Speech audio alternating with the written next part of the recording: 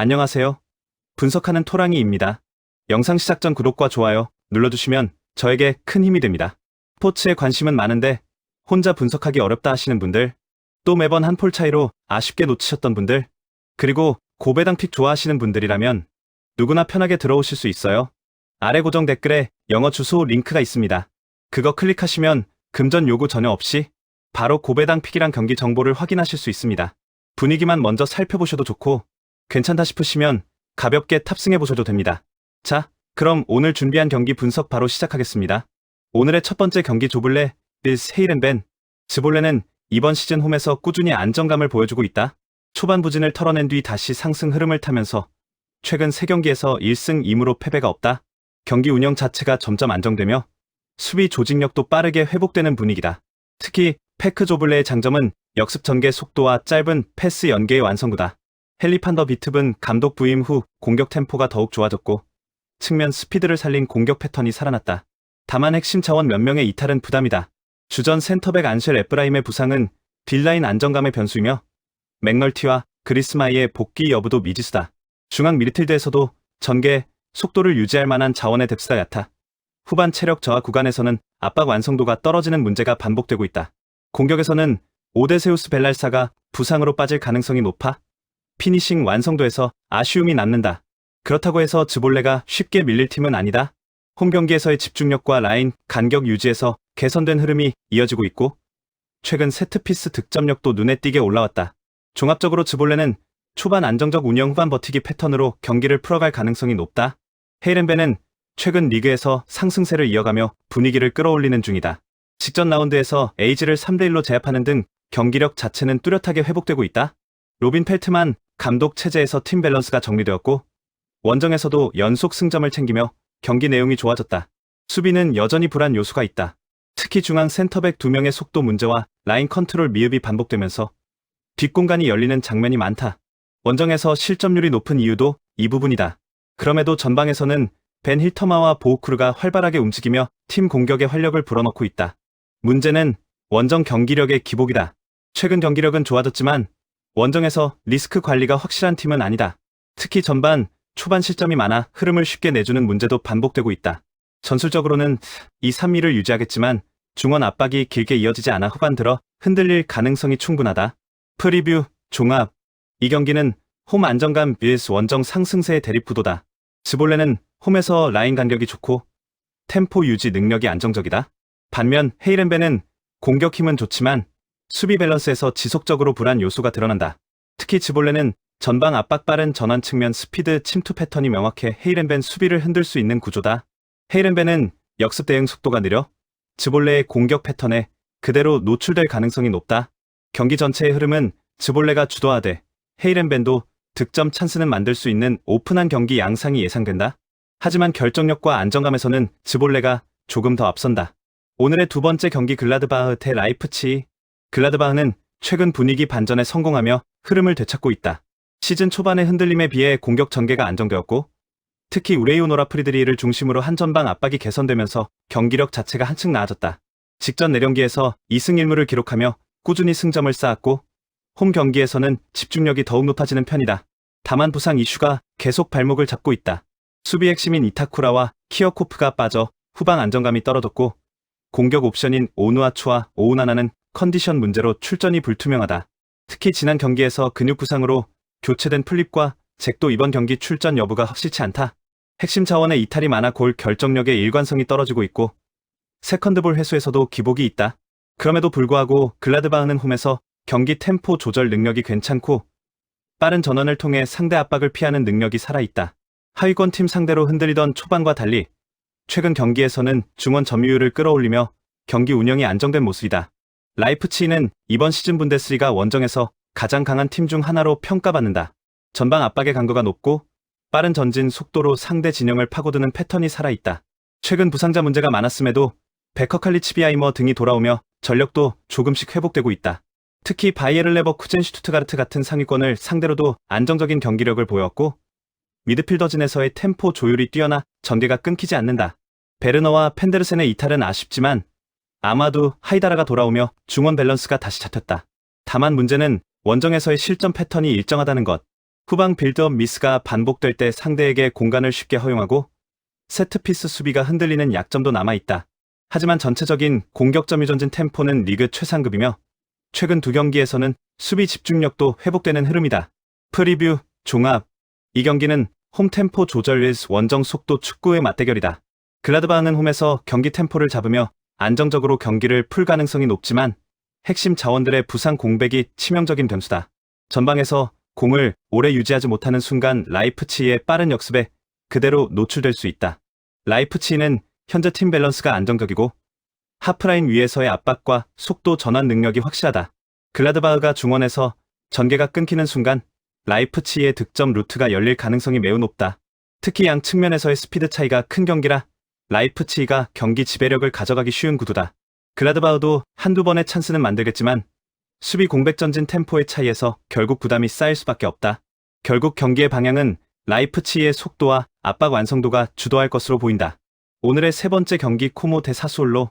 코모는 이번 시즌 세리에에서 가장 인상적인 상승세를 보여주는 팀 중 하나다. 세스크 파브레가스 감독의 지도 아래 경기 운영이 안정적이고 공격 전환 패스 템포가 모두 정돈된 모습이다. 지난 라운드에서 몬자를 상대로 5대1 대승을 거두며 자신들의 확실한 전력을 증명했고 홈에서도 경기 주도권을 잃지 않는 팀이다. 특히 파비오 나나마이스트로 등의 전방 움직임이 가벼워 수비 뒷공간을 파고드는 패턴이 확실해졌고 제이로그 나이프의 스피드도 한 박자 빠른 전개를 가능하게 한다. 다만 미드필더 에스포지토가 근육 부상에서 복귀한 지 얼마 안 되어 출전 시간이 조절될 가능성은 있다. 수비적으로는 조직력이 한층 안정됐다. 지난 17경기에서 무려 15경기 연속 시점하며 흔들렸던 초반과 달리 최근에는 수비 간격 압박 타이밍이 맞아가고 있다. 에두아르도 로베르토 등의 수비진은 세트피스에서의 집중력도 높아졌고 홈 경기에서의 압박 강도는 리그 중위권 이상 수준이다. 다만 여전히 라인 간격이 벌어지는 장면이 완전히 해소된 것은 아니라 빠른 역습에 대응할 때 리스크가 남아있다. 사수올로는 최근 유벤투스를 꺾으며 의미 있는 반등을 보여줬지만 전체적인 경기력은 여전히 기복이 심하다. 파비오 그로소 감독 부임 이후 팀의 압박 구조가 어느 정도 살아난 건 사실이지만 전방에서의 결정력 중원 점유율 문제는 여전히 남아있다. 특히 베라르디 피나몬티가 모두 빠지면서 팀의 핵심 공격 루트가 크게 약해졌다.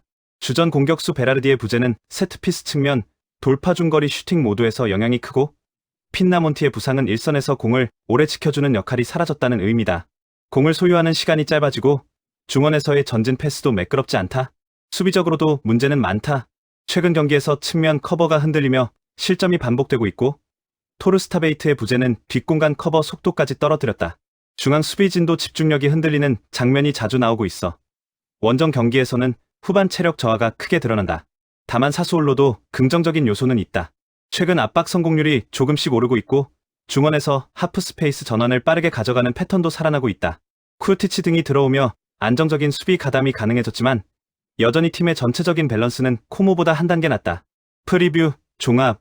이 경기는 조직력과 안정된 전술 운영의 코모 vs 압박 반등을 노리는 사수올로의 구도다. 코모는 홈 경기에서 전환 속도가 빠르고 점유율을 유지하는 능력이 좋아 상대의 압박을 크게 두려워하지 않는다. 파브레가스 감독의 유연한 경기 운영 덕분에 중원에서의 패스 옵션도 풍부하다. 사수올로가 전방 압박을 시도하더라도 뒷공간이 쉽게 열릴 가능성이 높고 코모의 공격 템포에 흔들리기 쉬운 구조다. 반면 사수올로는 핵심 자원들의 이탈이 많고 최근 원정에서 실점 패턴이 반복되는 약점이 뚜렷하다. 특히 중원 측면 전환 속도가 코모보다 느려 한번 밀리기 시작하면 경기 흐름을 되찾기 어렵다. 두 팀의 흐름 조직력 체력 상황을 모두 고려해보면 이 경기에서는 코모의 상대적 우위가 명확하다. 오늘의 네 번째 경기 렌데 메스. 메스는 이번 라운드 홈에서 다시 반등을 노린다. 스테판 르 미냥 감독 체제에서 경기력 자체는 조금씩 나아지고 있지만 여전히 수비 조직력 문제는 해결되지 않았다. 지난 경기에서 브레스트를 상대로 3실점을 허용하며 흔들렸고 후방 빌드업의 안정감도 떨어지는 모습이었다. 메스의 핵심은 빠른 전환인데 이 과정에서 패스 정확도와 일선 압박이 흔들리며 원하는 템포를 유지하지 못한다. 바에파미아 이사카 등 젊은 자원들이 에너지 면에서는 좋은 모습을 보였지만 순간 집중력 저하가 잦아 실점을 쉽게 허용한다. 특히 세트피스와 크로스 상황에서의 실수는 반복적으로 발생한다. 공격에서는 은바에와 브라우니가 꾸준히 좋은 움직임을 보여주며 이업을 만들고 있다. 하지만 네스는 전통적으로 원정보다 홈에서 강한 모습을 보여왔음에도 경기 상황에 따라 수비 라인이 무너지는 문제가 반복된다. 전반전에는 괜찮다가 후반 들어 수비 집중력이 급격히 사라지는 패턴이 자주 나타나며 이는 이번 경기에서도 큰 변수로 작용할 가능성이 높다. 렌은 최근 흐름을 다시 끌어올리며 반등 기회를 잡은 상태다. 하비브의 감독 체제 적응이 어느 정도 마무리되면서 선수단 밸런스가 뚜렷해졌고 중앙 점유율과 템포 조절 능력이 살아났다. 최근 공식 경기에서도 5경기 연속 무패를 기록하며 안정적인 흐름을 유지하고 있다. 특히 공격에서의 핵심은 마티아스 타리아프코와 두두브 블라스의 전진 패스다. 이 둘은 상대 미드필더 라인 사이 공간을 적극적으로 활용하며 렌의 공격 패턴을 주도하고 있다. 전방에서는 칼리무행도의 움직임이 가벼워 상대 수비를 흔드는 역할을 하며 측면에서는 벤 아르파가 폭넓게 뛰며 공간을 만들고 있다. 렌의 강점은 압박 지속 능력이다. 한번 템포를 끌어올리면 쉽게 경기 흐름을 내두지 않고 중원에서의 세컨드볼 회수율도 높은 편이다. 또 최근 세트피스에서의 집중력도 회복되어 실점 위험이 줄었다. 다만 원정이 아닌 원정에서 자주 나오는 뒷공간 문제가 이 경기에서는 크게 줄어드는 구조라 홈에서 더 강한 압박을 기대할 수 있다. 프리뷰, 종합. 이 경기는 전환에서 흔들리는 메스의 조직적 압박으로 흐름을 가져오려는 렌의 구도다. 메스는 경기 내내 압박을 지속하는 체력이 부족해 후반부에 수비 간격이 쉽게 벌어진다. 전환 속도를 높이려 하지만 빌드업 안정감이 부족해 중원에서 공을 잃는 장면도 많다. 라인을 올리기도 어렵고 내리면 내리는 대로 상대에게 점유율을 내주는 딜레마가 반복된다. 반면 렌은 최근 확실히 조직력이 살아났고 중원 공격 전환도 매끄럽다. 특히 타리아프코블라스 조합이 만들어주는 전진 패스의 성공률이 높아 메스의 느슨한 압박을 정면으로 파고들 가능성이 크다. 경기 템포도 렌이 더 안정적이다. 결국 안정적인 전술 체력 조직력에서 렌이 확실한 우위를 점하고 있어. 메스가 초반 기세로 밀어붙이더라도 경기 전체 흐름은 렌 쪽으로 기울 가능성이 높다. 5번째 경기 헤타페 대 엘체. 헤타페는 최근 리그에서 연패를 당하면서 흐름이 많이 흔들렸죠. 수비 조직력은 여전히 기본 이상을 유지하지만 결정적인 순간마다 실수가 나오는 부분이 발목을 잡고 있습니다. 특히 중원에서 루이스 미아와 마우로 아람바리가 빠진 영향이 확실히 드러나고 있는데 두 선수의 부재로 인해 수비 중원 간격 조율이 매끄럽지 못하고 상대가 압박을 걸어올 때 타압박이 불안해서 쉽게 볼을 잃는 장면이 반복되고 있습니다. 다만 홈에서는 헤타페 특유의 거친 압박과 박스 근처에서의 끈적한 대응이 어느 정도 살아있는 편입니다. 이 팀이 원정에서는 확 무너져도 홈만 오면 경기 집중력이 올라오는 경향이 있죠. 그래서 이번 경기에서도 헤타페는 전반 초반부터 압박 강도를 높여 경기를 끌고 가려는 운영을 시도할 가능성이 높습니다. 공격적으로 큰 기대는 어렵지만 세트피스 한두 번은 위협을 줄 수 있는 구조는 갖춰져 있습니다. 반대로 엘체는 최근 경기에서 웬델 마르코스와 맞대결 포함해 2대2 무승부를 기록하며 흐름 자체는 나쁘지 않은 팀입니다. 경기 체력과 활동량은 좋고 최근 라반 마르티네스 감독의 전술 변화 이후 중원 점유율이 꽤 안정된 모습입니다. 특히 왼쪽에서 올라오는 비아스카의 침투 타이밍이 좋아서 상대 수비를 흔드는 장면이 꾸준히 나오고 있습니다. 문제는 결정력과 뒷문 안정감입니다. 핵심 수비수 벤투라 추스토가 결장하고 오른쪽 풀백 자원도 교체가 잦아 수비 라인의 조직력이 흔들리는 장면이 여전히 많습니다. 그래서 엘체는 볼 점유는 괜찮은데 실점 가능성도 동시에 존재하는 팀이라고 보는 게 정확합니다. 두 팀의 최근 흐름을 비교하면 사실 공격력에서 차이가 거의 없을 정도로 둘 다 완성도가 떨어집니다. 그래서 이 경기는 결국 누가 먼저 실수를 하느냐, 누가 더 안정적인 중원 싸움을 가져가느냐, 이 문제로 좁혀집니다. 헤타페는 홈에서 버티는 힘이 좋고 엘체는 점유와 전환 속도는 괜찮지만 수비 조직력은 불안정합니다. 그래서 두 팀 모두 쉽게 무너지지 않을 것이고 큰 득점도 기대하기 어렵습니다. 전술적으로 보면 헤타페의 끈적한 압박 vs 엘체의 점유 기반 전개 흐름인데 서로의 결함 때문에 어느 한 팀이 주도권을 완벽히 잡기엔 어려운 그림입니다. 결국 이 경기는 전형적인 로우 스코어 경합, 경기 후반부로 갈수록 조심스러운 흐름이 강화되는 방향으로 흘러갈 가능성이 큽니다. 종합적으로 판단하면 두 팀 모두 승리를 노리기에는 무리가 있고 무승부의 확률이 가장 높은 경기로 보입니다. 최종 예상 정리. 즈볼레 대 헤이렌벤, 글라드바흐 대 라이프치히, 코모 대 사수올로, 렌 대 메스, 헤타페 대 엘체. 오늘도 끝까지 함께 해주셔서 정말 감사합니다. 혹시 이런 분들 계실 거예요?